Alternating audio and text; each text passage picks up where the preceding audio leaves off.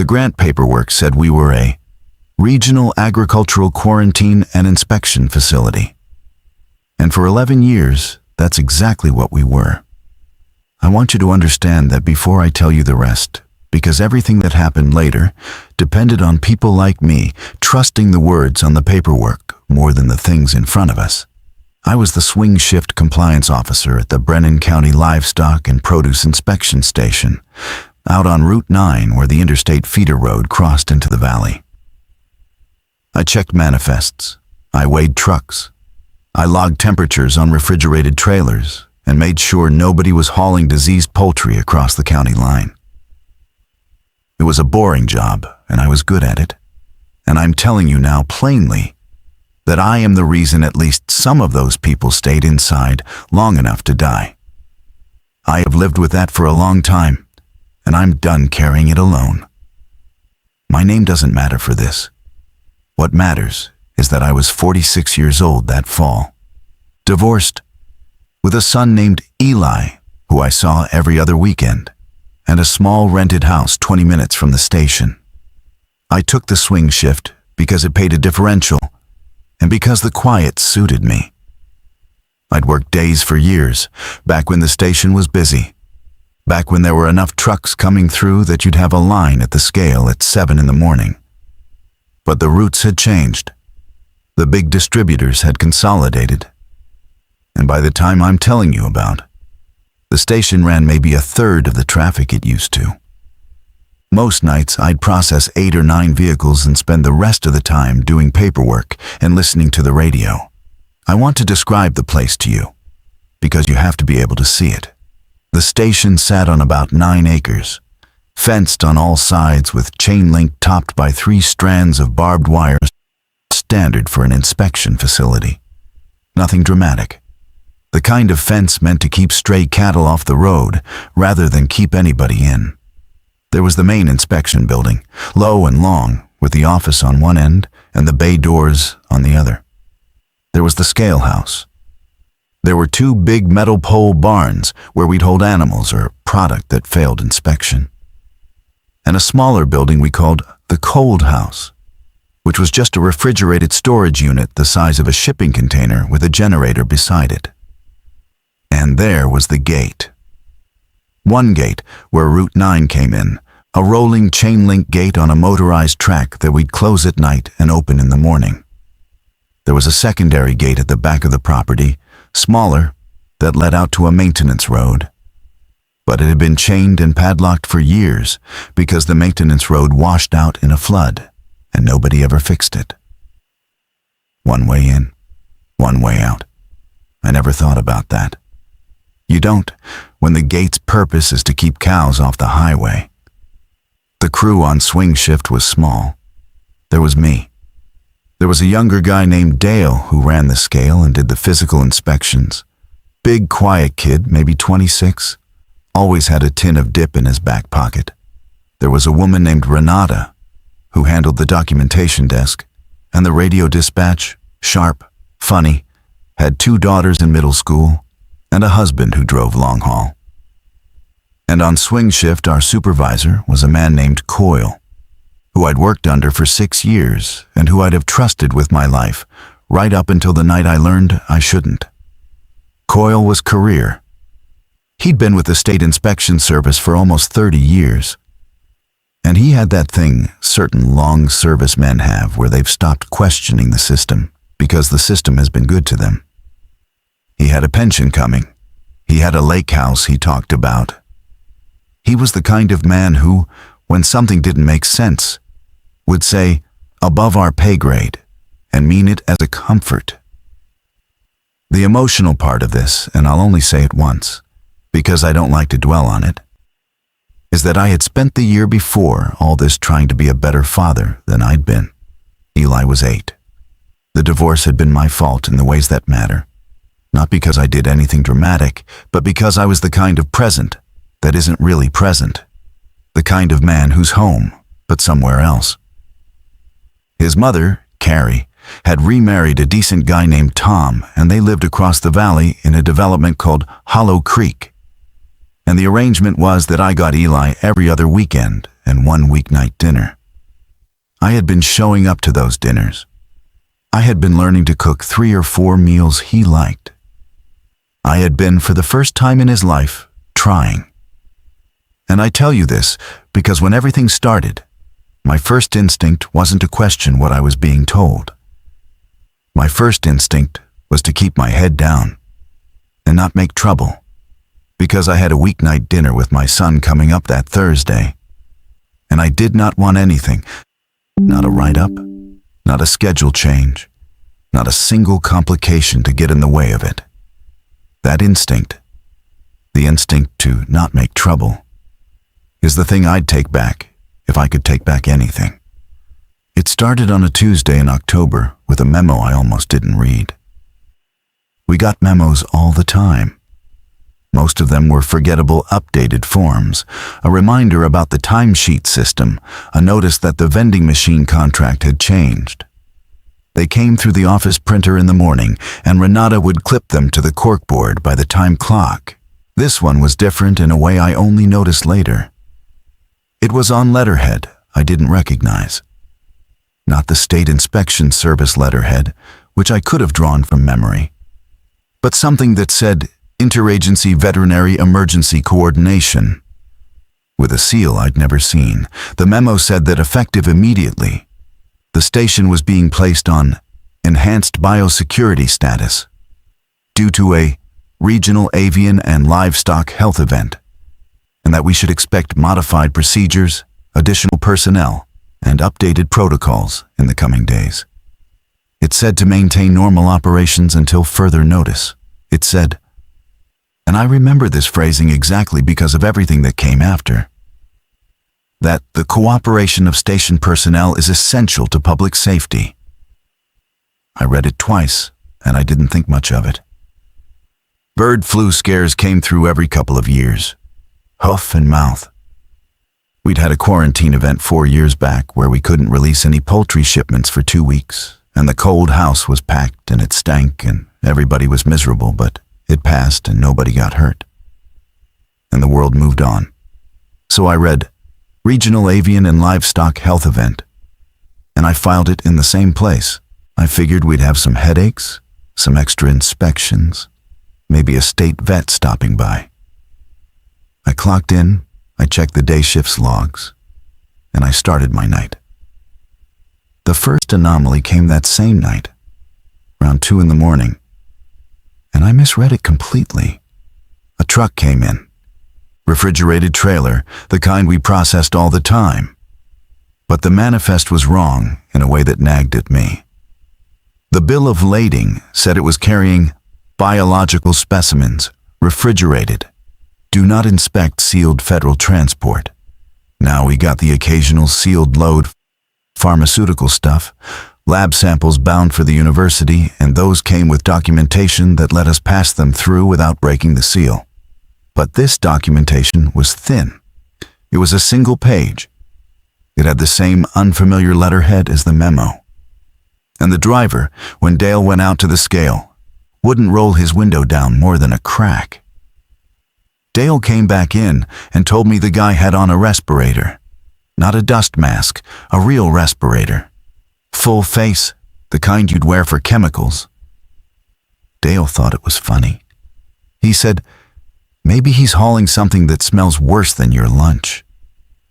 And I laughed, and I stamped the manifest, and I waved the truck through, and it rolled out the gate and turned north toward the valley, toward the part of the county where the dairies were, where Hollow Creek was, where my son slept in a bunk bed in a house with a green door. I have thought about that truck more than almost anything else. Not because I could have stopped it, I couldn't have. I had no authority to break a federal seal, but because I had the chance, right there, to write it up, to flag it, to note in the log that something was off. And I didn't, because flagging it would have meant a phone call to Coyle at 2 in the morning, and a report and questions, and the kind of attention I'd spent a year avoiding. I wrote, this sealed federal transport passed per documentation, and I moved on. Over the next 3 days, Things changed at the station in small ways that each had a reasonable explanation, which is exactly how these things work. You don't get one big alarm. You get 20 small adjustments, each one sensible on its own. And by the time you add them all up, you're already somewhere you'd never have agreed to go if you'd been asked directly. Wednesday, 2 men I'd never seen showed up in a state vehicle and spent the day with Coyle in his office with the door closed. They didn't introduce themselves. Coyle said they were from the Regional Coordination Office and that they'd be assisting with the biosecurity transition. They wore polo shirts with no logo, and they both had laminated badges on lanyards that they kept turned around so you couldn't read them. One of them, the older one, walked the perimeter of the property for an hour, slowly looking at the fence. I watched him from the office window. He stopped at the back gate, the chained one, and stood there a long time. And then he took a photo of it with his phone. Thursday, and I remember it was Thursday because it was my dinner night with Eli. A contractor's truck came in the morning before my shift. And when I clocked in at 3, I noticed they'd installed new hardware on the main gate. Not a new gate, just a heavier latching mechanism, an industrial bolt assembly bolted onto the existing frame, and a small steel control box mounted to the gate post with a keypad on it. I asked Renata about it, and she said the coordination men had said it was an access control upgrade, that with the biosecurity status we needed to be able to log everyone who came and went, and that the keypad would track entries. That made sense. Inspection stations log traffic. Logging it more carefully during a health event is exactly the kind of thing you'd expect. I didn't like the look of the bolt assembly. It was heavier than anything you'd need just to track entries. But I told myself I wasn't a gate engineer, and I had a dinner to get to. I made my dinner. I want you to know that. I left at 5. I drove to Carrie and Tom's, and I made Eli the chicken thing he liked, with the crispy skin. And I sat at their kitchen table and watched my son eat. And tell me about a kid at school who could do a backflip. And it was, I think, the best ordinary evening I'd had in years. Tom mentioned in passing that there'd been some kind of advisory on the local radio about staying out of the north pastures because of a livestock illness, and that a couple of the dairy families they knew had their kids home from school. Carrie said one of those families, the Okonkwo's, had a girl in Eli's class who'd been out sick all week. I didn't connect it to anything. I was watching my son. I drove back to the station for the back half of my shift, and I felt, for once, like a man who had things in their right place. That was the last good night. Friday, the changes stopped being small. When I came in, there were 4 new people in the inspection building, not 2. And they weren't wearing polo shirts anymore. They were in white coveralls, the disposable kind, with the hoods down around their necks. And they'd set up a folding table in the bay with laptops and some equipment. I didn't recognize a couple of machines with tubes and racks, the kind of thing you'd see in a lab. Dale told me they'd been testing the loads that came through, swabbing the animals, running something on the spot. 2 trucks that had come in that afternoon were being held in the pole barns, not released, not turned away, just held. The drivers had been asked to wait in a brake trailer that had appeared overnight in the corner of the lot, a construction site trailer on cinder blocks. I asked Dale if the drivers could leave, and he said he didn't know, that the coordination men had said it was for their own safety until their loads cleared. For their own safety. I'd hear that phrase so many times over the next 2 days that it stopped meaning anything. Everything was for our safety. The keypad on the gate was for our safety. The testing was for our safety. The trailer was for our safety. They said it the way you'd say it to a child, with a tone that wasn't asking your opinion. I went to Coyle, I wanted on the record that I went to him, even if I didn't push the way I should have. I sat down across from his desk, and I asked him straight, "What's actually going on? How long is this lasting? And why are we holding drivers?" And Coyle did the thing he always did. He leaned back, he folded his hands over his belly, and he told me it was a serious health event. More serious than the bird flu scares, something that could move between species, and that the state had asked all the inspection stations in the affected corridor to tighten up until the experts got ahead of it. He said the drivers were being held because their loads might be contaminated, and letting them drive all over the county would spread it. He said it would be a few days. He said, and here's where I should have stood up and walked out, that the coordination people had told him there might be a shelter-in-place period for station personnel too, that we might be asked to stay on site for a stretch rather than going home and potentially carrying contamination out into our families. I said, "Stay on site for how long?" He said, "A few days. They're setting up cots in the South Pole barn. They'll feed us. There's hazard pay."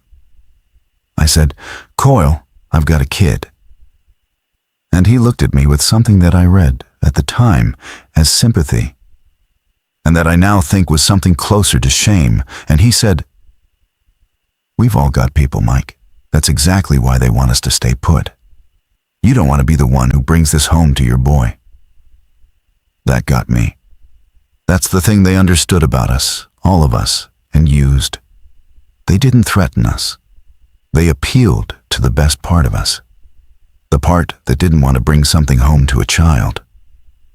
Coyle knew about Eli. He knew I'd just gotten my footing as a father. And he pointed that exact thing at me and turned it into a reason to lock myself in. I told him I'd think about it.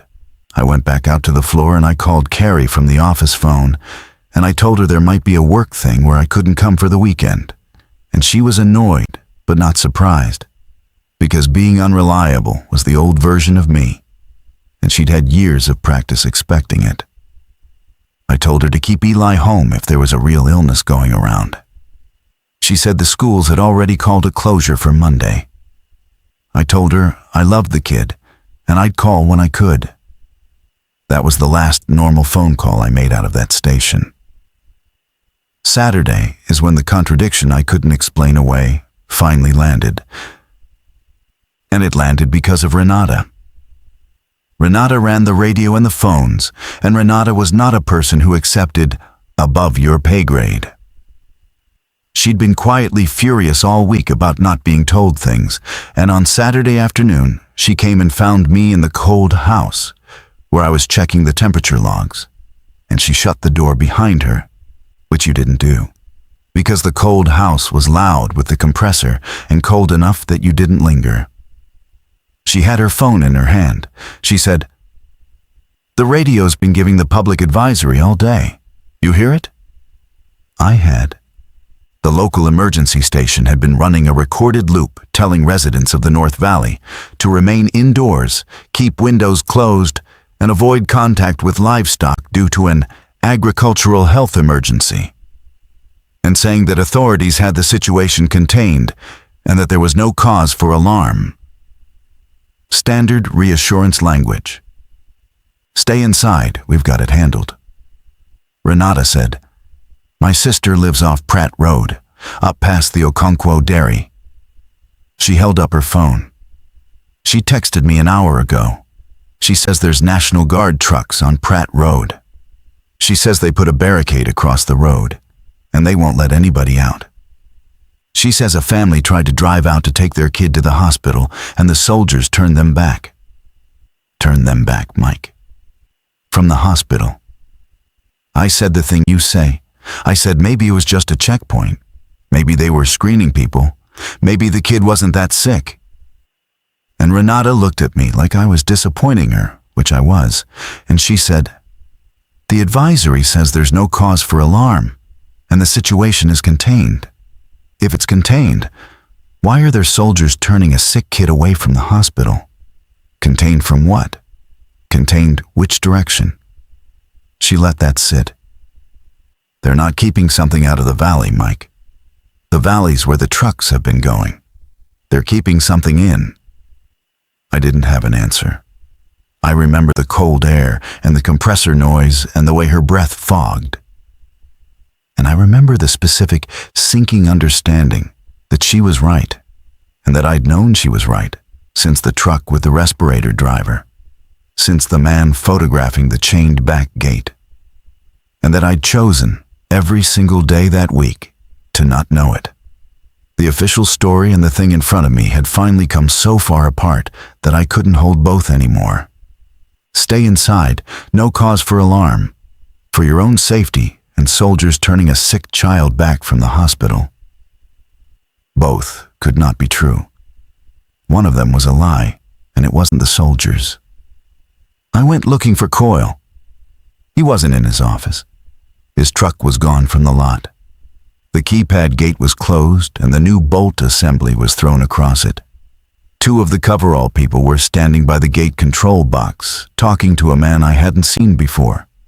Older, in an actual uniform, not a soldier's but some kind of official khaki.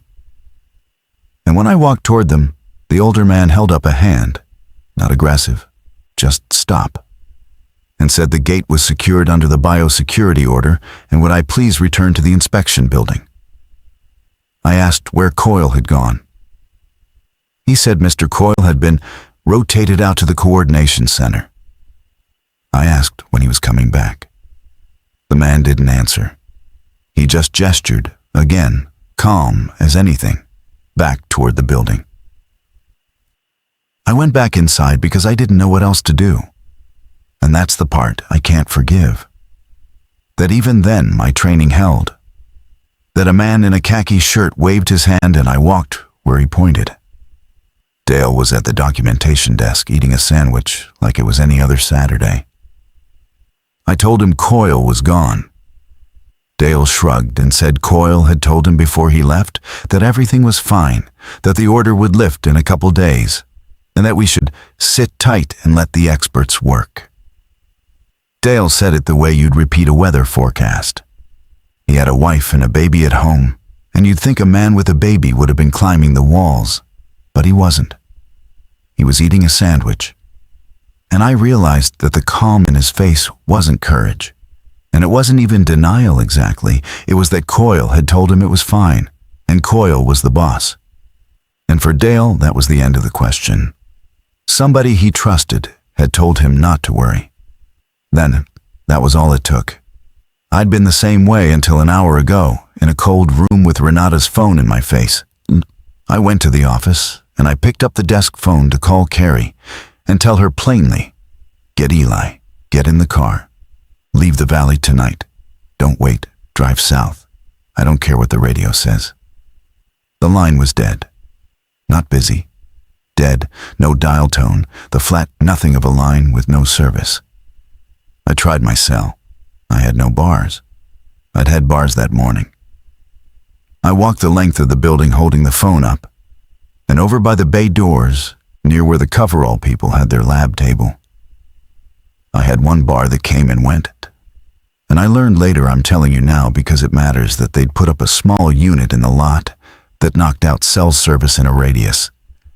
The kind of thing they tell you is to prevent panic and misinformation, which is what they call the truth when they don't want it traveling. I got, before it dropped, one text out to Carrie.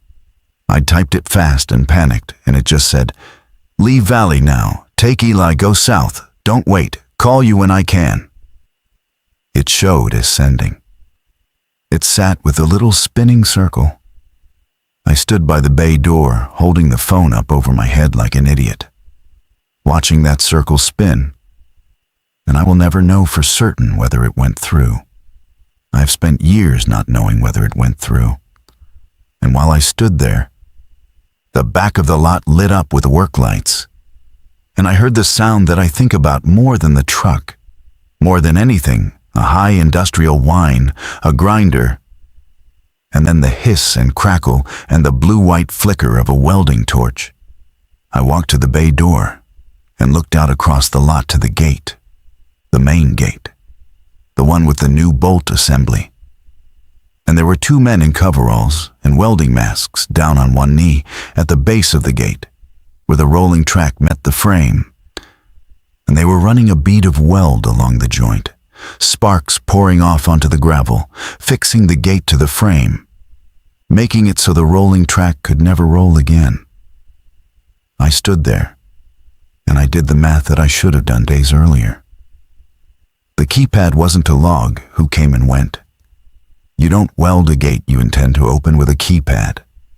The testing wasn't to clear loads for release. The trailer wasn't for the driver's comfort. The cell jammer wasn't to stop panic. The whole week of small, sensible adjustments had been one thing wearing the costume of another. And the thing it actually was stood revealed in the work lights at the end of the lot. They were sealing us in. Not screening us, not protecting us, sealing us in. The same way they'd sealed in the valley up past Pratt Road. The same way they'd photographed the chained back gate days ago to make sure there was no other way out. And the for your safety, and the no cause for alarm, and the few days and it'll lift, were all just the soft words they'd used to keep us standing still and cooperative while they did it. Renata was behind me. I heard her come up. Neither of us said anything for a while. We just watched the sparks pour off the gate. And somewhere north of us, across the valley, my son was in a house with a green door inside a line that nobody was being allowed to cross. And I had no phone, no truck, no supervisor, and no way to know if the only message I'd managed to send had reached anyone at all. The welding took about 20 minutes. I know because I stood at the bay door and watched the whole thing. The way you watch a fire you can't do anything about. And when they were done, one of the men in the masks flipped his visor up and inspected the bead with a flashlight, like a craftsman proud of his work. And then they packed up their rig and walked back toward the trailer in the corner of the lot. And the gate was just part of the fence now. A wall. The thing that had been our one way out for 11 years had been turned in 20 minutes into the thing that kept us in. Renata went back to the documentation desk, and I followed her because I didn't want to be alone with what I'd just understood. Dale was still there. He'd finished his sandwich. Renata told him, flat, that they'd welded the gate shut, and Dale frowned and said that didn't make sense, that the order was temporary, that you don't weld something you're going to open in a couple days. And Renata said, "That's the point, Dale. That's exactly the point." And I watched it land on him slowly, the way it had landed on me, watched the calm that Coyle had handed him start to crack at the edges. And he stood up and walked to the bay door to see for himself. And when he came back, his face had changed. He had a wife named Shanice and a baby girl 4 months old. And he'd been sitting there eating a sandwich because the man he trusted had told him everything was fine. Now the man was gone, and the gate was welded, and the trust had nothing left to stand on. We didn't panic. I want to be honest about that, because people imagine that the moment you understand you're trapped, you start screaming and throwing yourself at the fence. It's not like that. The three of us stood in the inspection building, which was warm and lit and full of the ordinary objects of our jobs, the corkboard with the memos, the time clock, the coffee maker, the stacks of manifests, and we talked in low voices about what to do, like reasonable people, because we were reasonable people, and reasonable was the only mode we had. That reasonableness is its own kind of trap. It keeps you negotiating with a situation that has stopped negotiating with you.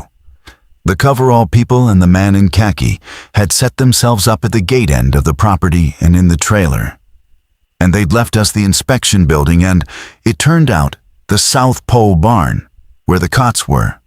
We were allowed to move between those buildings. We were not allowed near the gate, the trailer, or the cold house, and the two held trucks in the pole barns at the far end. There were maybe 6 or 7 of them, and 3 of us, and 4 truck drivers. And I'm telling you the numbers, because the numbers mattered later.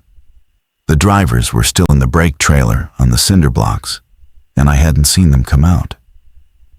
I asked the man in khaki, when he came through to count us that evening, whether the drivers were all right, and he said they were being monitored. And I asked, monitored for what? And he gave me the same look the older one had given me at the gate, a patient, closed look, and said, "You'll all be monitored. It's a precaution. Everyone who's had contact with the transported material has to be observed for the incubation window." That was the first time anyone said the word incubation to me. And it told me two things at once. It told me they thought we'd been exposed, that the sealed loads I'd been waving through, the loads I'd stamped with my own hand, had been carrying whatever this was. And it told me there was a window, a clock, a period of time after which you either showed something or you didn't. I asked him how long the incubation window was. He said they didn't know exactly. He said that was why everyone had to stay. He said it again, like it was a kindness. That night, I lay on a cot in the South Pole barn under the work lights they kept on all night. And I did not sleep. And I thought about the truck with the respirator driver going north into the valley 4 nights earlier. And I thought about every load I'd passed all week. And I did the road in my head. The trucks went north. North was the dairies. North was Pratt Road and the Okonkwo place, and the school that had closed, and the family turned back from the hospital. North was Hollow Creek and the house with the green door. Whatever I'd been waving through had been going straight to where my son lived. And I'd stamped it past per documentation, because I didn't want to make a 2 a.m. phone call. I'm not going to dramatize what that does to a man at 3 a.m. on a cot in a metal building.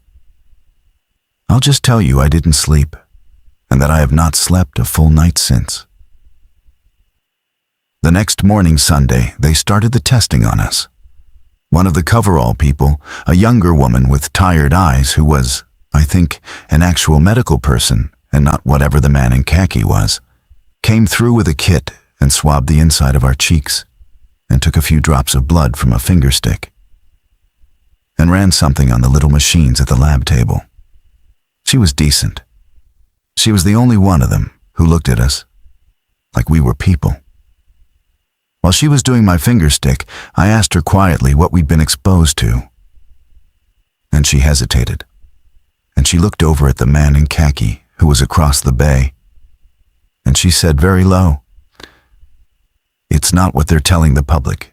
It's not bird flu." And then she wouldn't say anything else, and her hands were shaking a little as she put the bandage on my finger.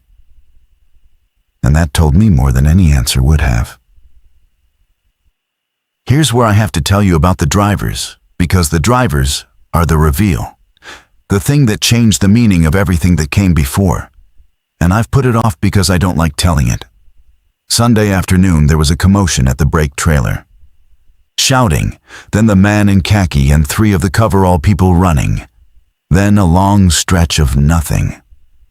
From the inspection building, we couldn't see clearly. The trailer was across the lot, but we could see that they put up a tarp barrier around the trailer door afterward, a frame with blue plastic sheeting, the kind of thing you'd use to contain something. And that evening, the tired-eyed woman didn't come to do our testing. A different person did, fully suited this time, hood up, full respirator. And they took our blood through the suit's gloves and didn't talk at all. Dale was the one who got it out of them. Dale had been quiet and folded in since the gate, but he had a baby at home, and a quiet man with a baby at home is not a man who stays passive forever. He cornered the tired-eyed woman the next time he saw her crossing the lot alone at dusk, and I went with him, and he asked her straight what had happened to the drivers. And she looked at the 2 of us, and something in her broke a little, the way it does in people who aren't built for this and got assigned to it anyway. And she told us. She said the drivers had been showing symptoms. She said it didn't move fast at first, a fever, a confusion, a flat affect, people going quiet and still, and then it moved faster. She said one of the 4 drivers had advanced overnight Saturday, and that he'd hurt one of the others badly, and that they'd had to isolate them. And the word she used for what was in that trailer now, with the blue tarp around the door, was not a word you use for sick people.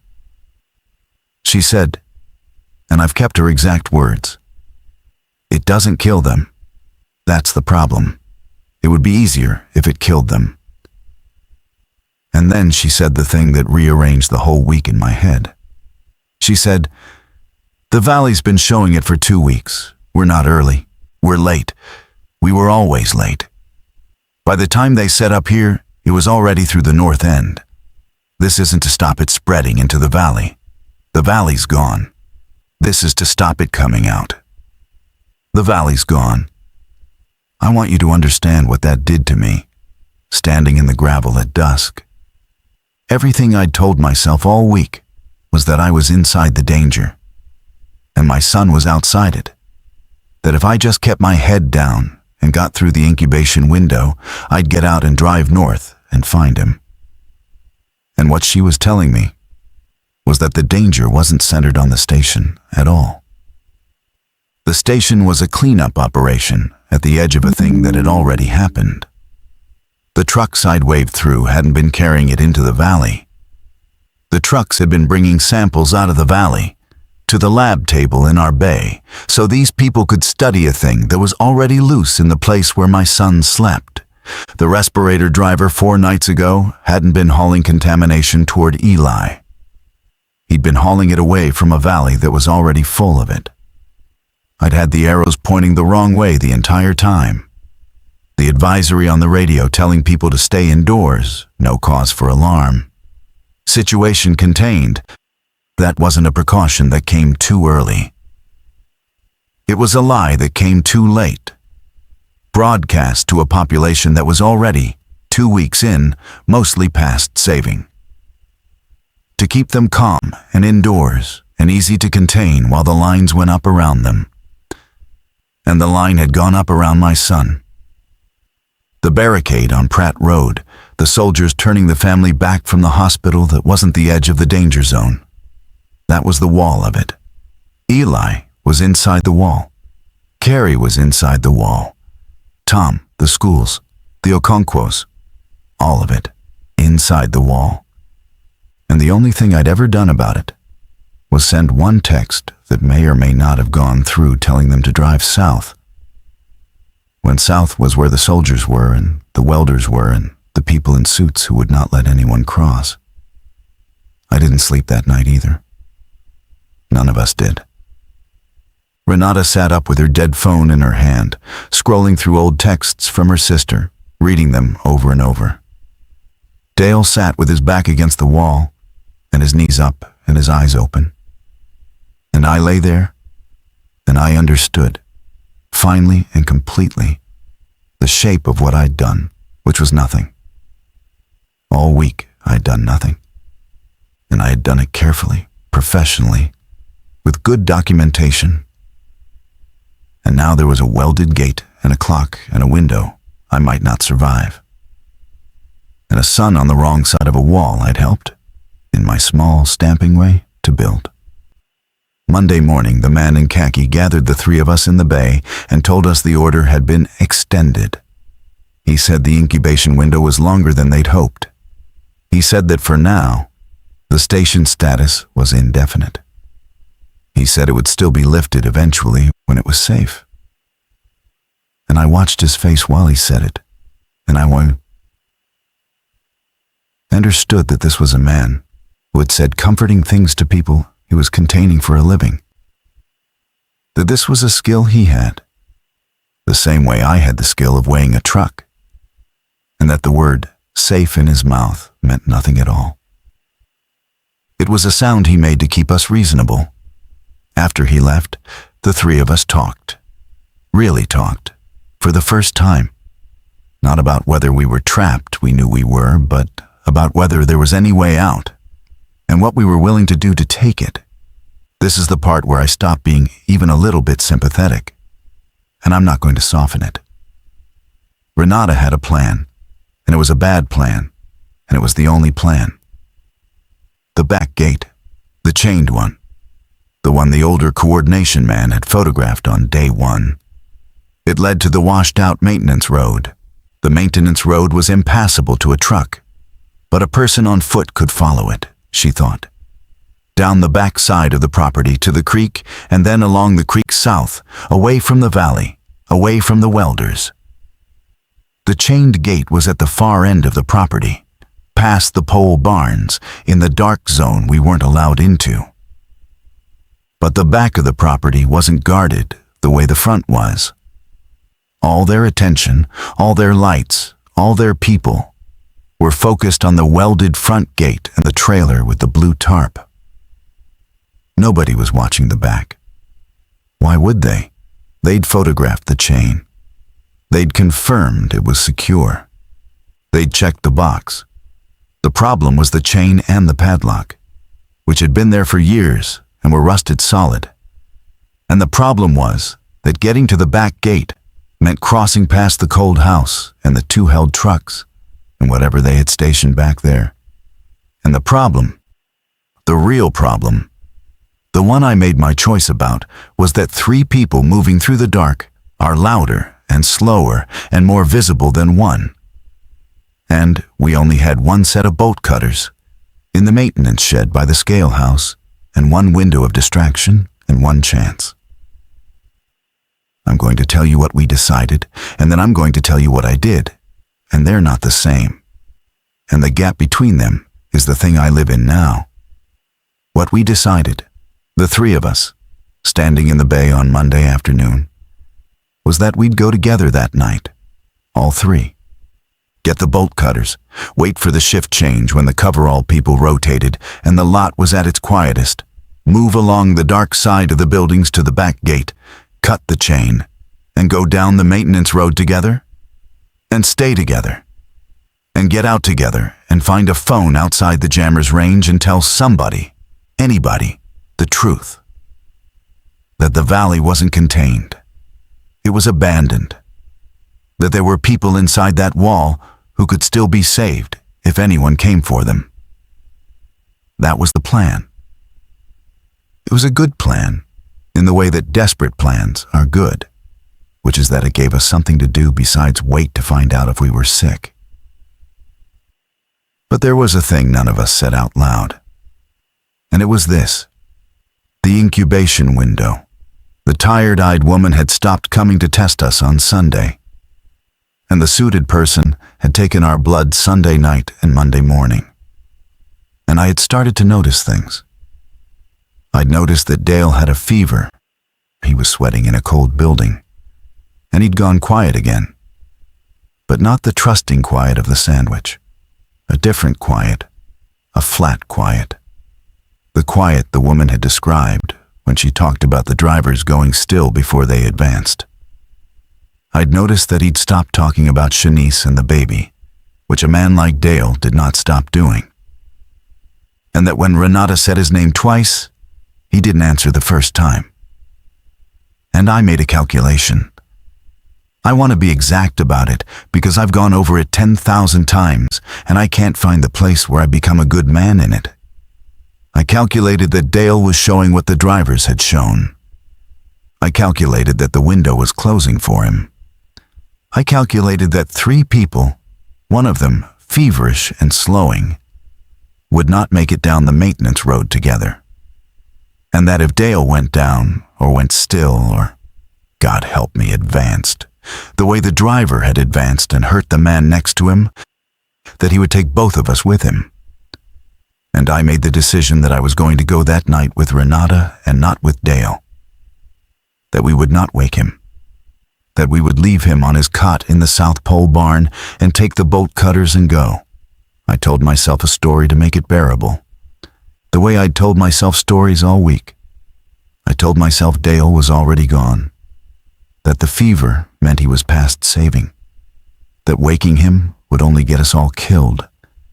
That the kindest and most rational thing was to let him sleep. And maybe some of that was even true. I'll never know how much. The driver hadn't advanced for a couple of days after the fever, So maybe Dale had time. Maybe Dale could have made it. Maybe Dale's fever was just a fever, and I used it as the excuse I needed to leave a slower man behind, so I could move fast enough to maybe, possibly, get out and get north to my son. I didn't make the choice for Dale's wife or Dale's baby. I made it for mine. I made it for Eli. And I dressed it up as mercy, the same way the man in khaki dressed up the welding as safety. And I have come to understand that the man in khaki and I are not as different as I'd like, that we both said kind words over hard math, that the only difference is the size of the wall we built. I told Renata. That's the one thing I did that I can almost stand. I didn't just leave Dale. I told Renata my reasoning, and I let her decide for herself. And she was quiet a long time, and then she said, "He's got a baby." And I said, "So do I, sort of, and so do you. And the only way any of our kids see us again is if we get out, and we don't get out dragging a man who's turning." And she looked at me like she'd looked at me in the cold house, that disappointed look. Except this time, the disappointment included her, because she didn't argue. She didn't say no. She let the math win the same way I had. And that's a thing she has to carry too, and I'm sorry for it. But I'm the one who said it out loud first. And I've never let myself off that hook. We went that night, a little after 2, during the rotation. I'd been watching the pattern for 2 days, and the lot was emptiest then. The coverall people changing over, the man in khaki asleep or pretending to be in the front trailer. Renata and I slipped out the side door of the South Pole barn, and Dale was on his cot, breathing, his face slack and shining with sweat in the work light glow. And I stood over him for 1 second, just one, and I thought about Shanice, and I thought about the 4-month-old girl.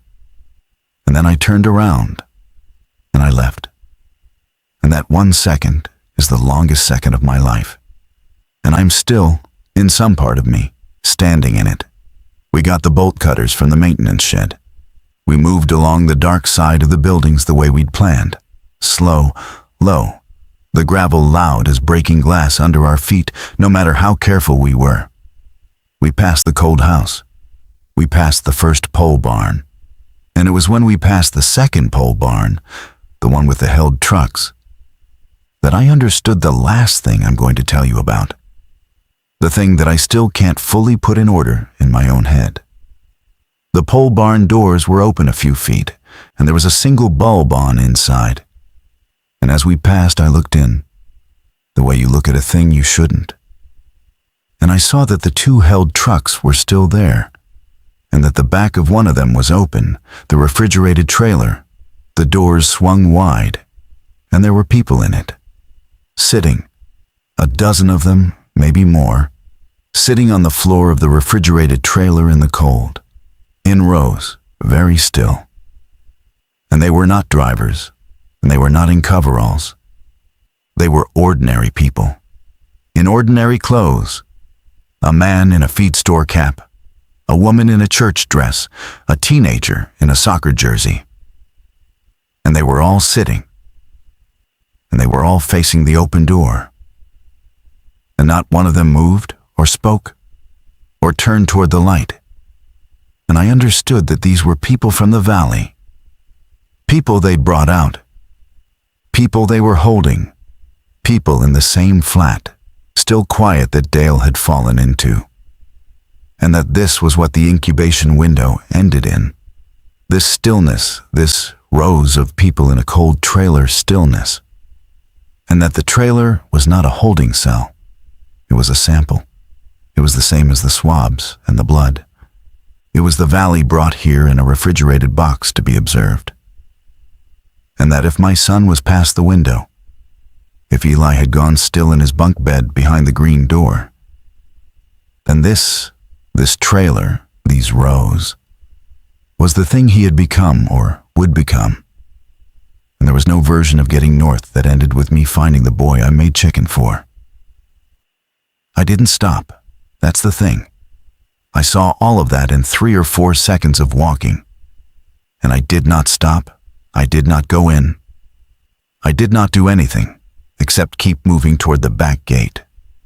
Because there was nothing to do. Because they were past the window. Because I was not. Because Eli was north. And these people were not Eli. And because by then I had become very, very good at walking past things I could not fix. I had had a week of practice. I had had a lifetime of practice, if I'm honest. A whole marriage of being home and somewhere else. Of walking past the thing in front of me toward the next reasonable task. The trailer was just the largest version of a small thing I'd always done. We got to the back gate. The chain was rusted, but the bolt cutters were good, and Renata held the light low, and I cut the chain in 2 bites. And the sound of it was enormous in the dark. And I was sure it would bring them. But nobody came. Because nobody was watching the back. Because they'd checked the box. We pulled the gate open just far enough, and we went through it onto the washed-out maintenance road.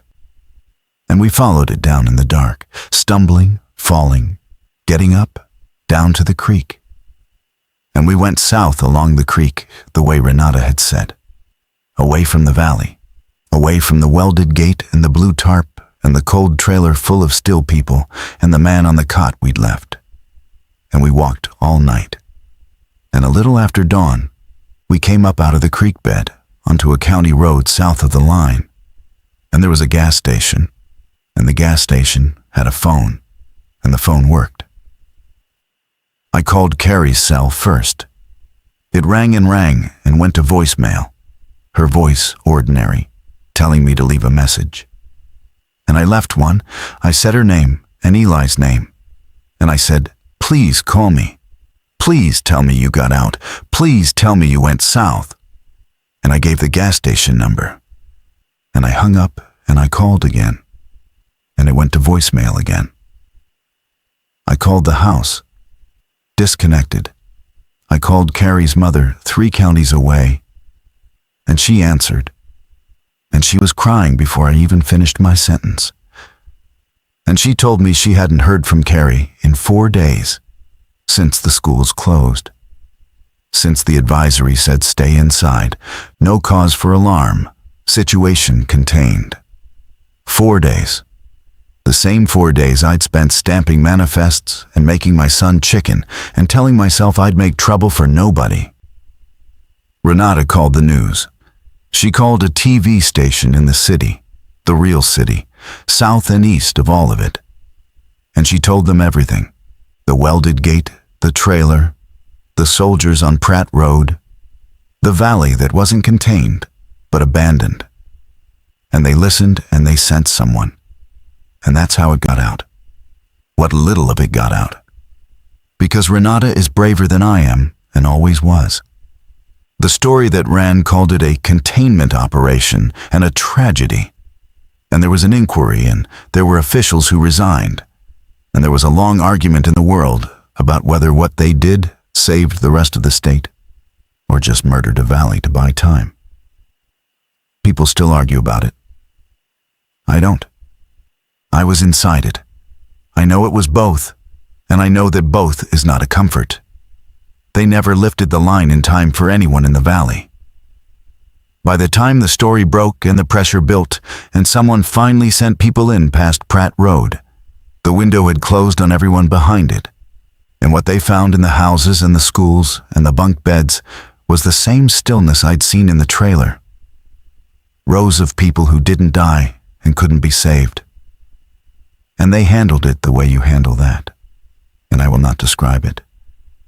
And I think about the green door every single day. I never found out if my text went through. That's the thing I have to end on, because it's the thing I can't put down. Leave Valley now. Take Eli, go south. Don't wait. It showed as sending, and then I lost service and I never got an answer. And when they pieced together the timeline afterward, I learned that the jammer went up sometime that afternoon, around when I'd held the phone over my head by the bay door. And so the message either went out in the last minute before the jammer, in which case maybe Carrie got it and ignored it because the radio said stay inside, and I had been an unreliable man for years. And why would she trust a panicked text from me over the official advisory? Or it never went at all, in which case she never even had the chance to ignore me. And I sent my son's only warning into a dead phone and stood there watching a circle spin, congratulating myself for trying. I survived. Renata survived. Neither of us ever got sick. The incubation window passed and we were clean. We'd been at the clean edge of it the whole time. The trucks had brought it, but we'd never opened the boxes. Dale did not survive, and I don't know exactly how. Whether he advanced on his cot or whether they found him in the morning and put him in the trailer with the others. And I have never tried very hard to find out, because there is a limit to how much a man can carry. And I reached mine somewhere on the maintenance road. Shanice got the baby out, I learned later, before the line closed. So the girl is alive somewhere, growing up without a father. And I am the man who stood over that father for 1 second and walked away to go save a son who was, by then, almost certainly already still behind a green door. People who hear pieces of this tell me I did what I had to. They tell me the math was the math, that I couldn't have saved Dale, that I couldn't have saved the valley, that I was a clerk who stamped manifests, and that the people who built the wall were the guilty ones, not me. And they're right, mostly. I know they're right, but being right has never once helped, because the guilt I carry isn't really about whether I could have changed the outcome. It's about who I found out I was, in the doing of it. I found out that when the math got hard, I would say kind words over it and walk. That I'd been doing it my whole life in small ways, and that all the week needed to do was hand me a big enough version. They appealed to the best part of me, the new father trying to do right by his boy. And they turned it into the reason I locked myself in and stamped the trucks through and left a man on a cot. The best part of me was the lever they pulled. That's the part I can't get past. I'm still here. I have a small place far south of all of it now, and a job that doesn't matter. And I don't weigh trucks anymore, and I don't stamp anything. Every so often the inquiry sends me a letter, or a reporter finds me, or someone from one of the support groups for the families reaches out. And I answer when I can, and I tell the truth as plainly as I can. Because the truth is the only thing I have left to give. And Renata taught me you give it even when it costs you. But mostly I keep to myself. And I cook sometimes the chicken thing with the crispy skin for nobody. And I sit at the table with it. And I think about the second I stood over Dale. And the circles spinning on the phone. And the rows of still people facing the open trailer door. And the green door I never got back to. And I understand that I did survive. That I am one of the ones who got out. And that getting out was not a mercy, and was never going to be. It was just the longer sentence. They welded the gate to keep the thing inside from getting out. And it worked. It mostly worked. And I'm the proof that something got out anyway. Walking south along a creek in the dark, carrying it in a place no swab could reach.